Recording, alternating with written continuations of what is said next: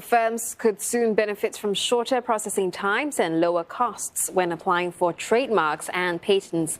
The Intellectual Property Amendment Bill was passed in Parliament today to make IP processes clearer and more efficient, and more importantly, business-friendly. For one, the Intellectual Property Office of Singapore will now allow partial acceptance for national trademark applications. This means trademarks can be registered for goods or services that had no objections from the trademark examiner, even if there were objections to other items in the same application. The deadline for requests to continue processing lapsed trademark applications will also be shortened to 2 months from the current 6 months. This will benefit third parties who want to apply for marks that are identical or similar to the applicants.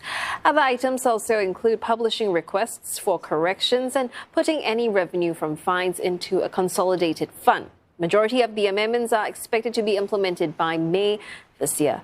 Nee Soon JRC MP Louis Ng, as well as Workers' Party MP Associate Professor James Lim, spoke on the bill. In particular, Associate Professor Lim questioned if Singapore should be more guarded in its treatment of trademarks. Legally enforceable trademarks do not generally promote competitive, innovative activity, unlike copyrights or patents. Trademarks have a tendency to favor the business interests of incumbents against those of new entrants and challengers to the status quo. I think it's fair to ask whether, as a small, open economy with a strong interest in promoting indigenous innovative capacity, whether we should be granting IP rights that could be counterproductive to advancing that endeavor. The point really is, I think, quite the converse. A strong IP system that recognizes invention, protects innovation, is one that will promote innovation and promote this space. If we had no IP protection or less IP protection, then in fact the space for incumbents to be in Singapore will be far less ideal.